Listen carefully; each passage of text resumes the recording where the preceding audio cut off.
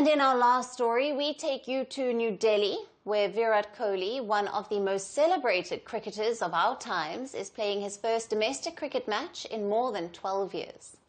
The Indian capital witnessed an extraordinary cricket frenzy this morning ahead of Kohli's outing in Delhi's Ranji Trophy clash against the Railways team.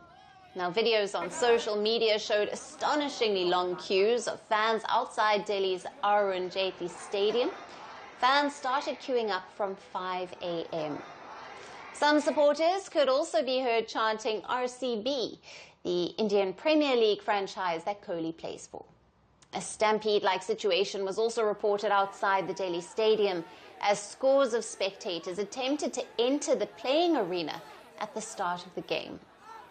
Now, officials were seen struggling to control the surging crowd of fans, many of whom had travelled long distances to see Kohli in action. कोई इतनी भीड़ कभी Ranji match में मेरे ख्याल से possible नहीं है, शायद बॉम्बे वगैरह में होती होगी, लेकिन यहाँ तो दिल्ली में पॉसिबल नहीं है और एक ही स्टैंड चालू है, उसके बाद भी बहुत भीड़ है, सब विराट कोहली की भीड़ है। बहुत बड़ा फैन हूँ विराट कोहली का बचपन से ही। आयुष बदौनी दिल्ली का कप्तान, मगर सारे फैंस यहाँ पे विराट कोहली के लिए ज़्यादा आए हैं। काफ़ी एक्साइटेड हैं सारे, बहुत मोटिवेटेड भी हैं उनके आने से, एंड उनका एक प्रेजेंस ही सबको लाइवली करता है। Meanwhile, thousands of spectators packed the stands of Delhi's Arun Jaitley Stadium even before the first ball was bowled. Virat Kohli received a hero's welcome with thunderous cheers when he entered the field. Positioned at the second slip, Kohli remained the undisputed centre of attention during today's Ranji Trophy game. Chants supporting Kohli reverberated throughout the stands of the stadium, creating an atmosphere that few could have imagined for a domestic game. At one point in the game today, one fan even breached security and touched Kohli's feet when he was fielding. Kohli urged the security to not punish the fan. The moment was caught on camera and quickly went viral on social media. The hopes of fans of watching Virat Kohli back did not immediately come true, as Delhi opted to bowl first after winning the toss. But Kohli's mere presence on the field was enough to hold the fans to the field.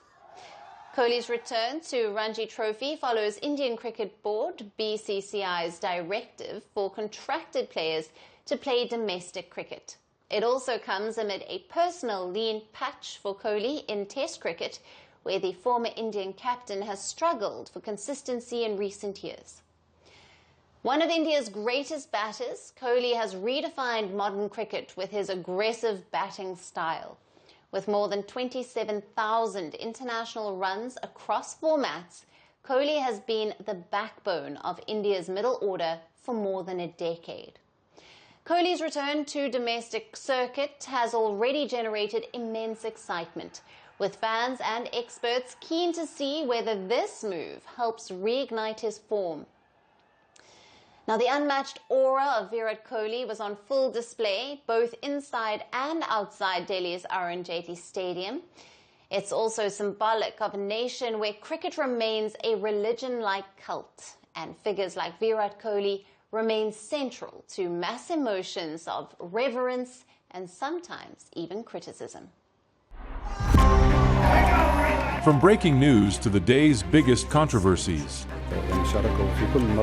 shedding light on the world's top headlines, detailed analysis on the stories that matter the most to you. Catch it all on Spotlight at 6 p.m. India time and 12:30 GMT, only on Firstpost. We're calling the show Vantage. We hope you like what we put together for you.